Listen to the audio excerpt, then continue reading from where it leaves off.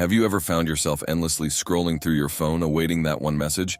Or perhaps rearranging your weekend plans in hopes of a particular someone's attention? In today's hyper-connected world, where the fear of missing out is constantly looming, our relationship dynamics have become increasingly driven by pursuits. It's such a common thread in our shared human narrative. The bustling streets, the crowded subways, the endless scrolls on dating apps, everywhere people are searching. And why wouldn't we? From fairy tales to blockbuster movies, we're often fed the idea that our happily ever after lies in finding our other half. But what if we've got it all backwards? What if, in the delicate dance of human connections, the real magic lies not in chasing, but in understanding, self-reflection, and grounding oneself? Stoicism, with its unfiltered lens on human nature, offers a perspective that might seem radical to many. It suggests that we are, in our essence, complete. There's no missing piece out there. The completeness is within. When we speak of chasing in a romantic context, it usually implies a pursuit driven by desire, longing, or a void one hopes to fill. This chase, when frenzied, can become a source of distress, anxiety, and even existential pain. Marcus Aurelius, the Roman emperor and Stoic philosopher, once said, "Desire means wanting something we don't have, and those desires are endless." It's a profound realization. Stoicism teaches that the external things outside our control, including the affections of another, should never govern our happiness or well-being. Chasing someone is inherently rooted in the external. It is seeking validation and completeness from an external source. In the vast tapestry of Stoic teachings, there's a common thread that runs through them: the intrinsic value and self-worth of an individual. It's about understanding who you are, stripped of all external validations and societal measures of success. Let's delve deeper into this. When one is in the cycle of chasing, especially in the realm of relationships, it's easy to get caught up in a whirlwind of external validations. Every message responded to, every date accepted, every gesture reciprocated can feel like a tick mark on our self-worth checklist. But what happens when these validations are absent? Does our worth diminish? Epictetus in his teachings constantly reminded us that our value doesn't come from outside. He said, "Know first who you are, and then adorn yourself accordingly." This suggests that we must first understand our inherent worth. And only then can we engage with the world, not as seekers of validation, but as givers of genuine affection.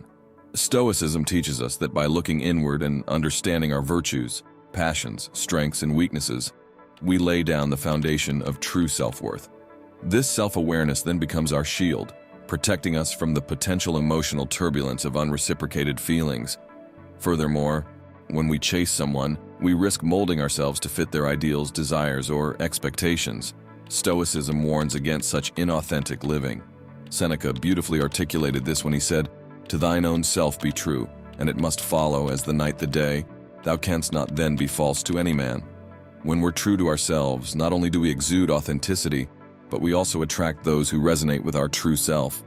The Stoics believed in the power of self-reflection and self-improvement. Instead of seeking completion in another, they championed the journey of becoming whole within oneself. For in that wholeness, in that self-acceptance, lies an unwavering self-worth that no external force can waver. The essence of attraction has been the subject of countless songs, stories, and contemplations. But what truly underlies this magnetic force that draws us to another? Is it merely physical, or does it reside deeper in realms beyond the superficial? At the very outset, we must differentiate between fleeting allure and genuine attraction. While the former might be grounded in immediate sensory experiences like physical beauty or charm, the latter digs deeper, rooted in shared values, intellectual resonance, and emotional compatibility.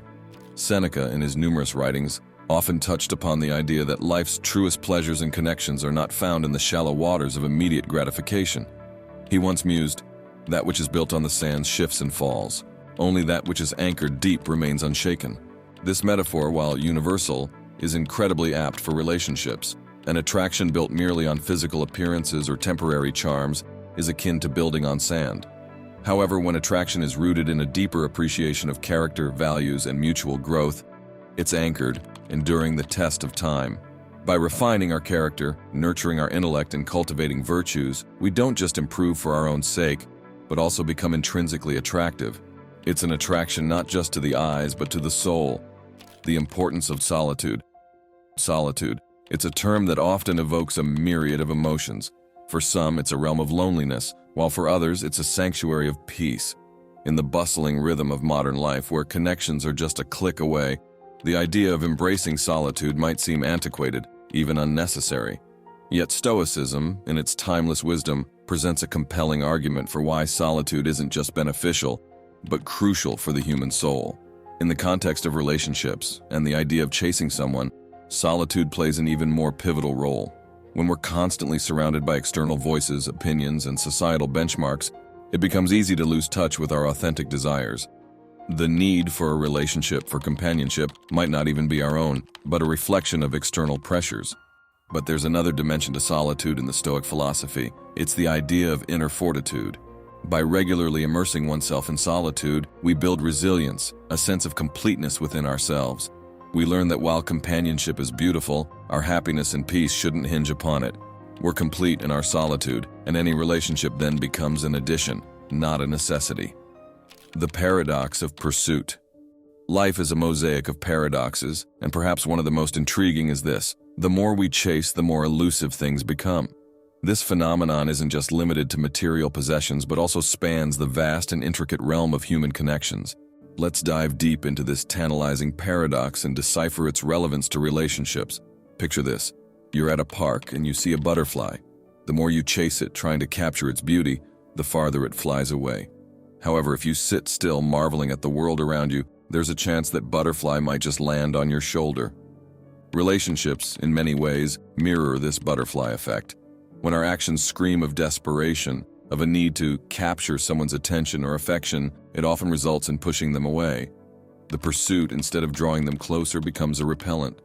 It is not the man who has too little, but the man who craves more that is poor. Seneca. Applying this wisdom, one could say that it's not the person who lacks companionship that's truly lonely, but the one who's consumed by an insatiable craving for it. This desperate neediness becomes a palpable weight, burdening the dynamics of a relationship. However, there's a subtle magnetic charm in being content with oneself, in not letting the external world dictate one's internal state. When we aren't driven by the frenzied need to chase or be chased, our actions emanate from a place of genuineness. This authenticity, this unforced allure, becomes a magnet, drawing people towards us. Yet it's essential to clarify that the Stoic perspective isn't advocating passive resignation. Instead, it celebrates active contentment. It's about being engaged in life, forming connections, but doing so from a place of wholeness, not hollowness. Stoicism, at its heart, isn't about advocating against love or relationships. It's about a profound understanding of oneself, about embracing equanimity, and about not being swayed by external factors. When it comes to romance, Stoicism reminds us to be true to ourselves, to not seek validation externally, and to understand that true attraction is mutual, profound, and not something that can be chased down.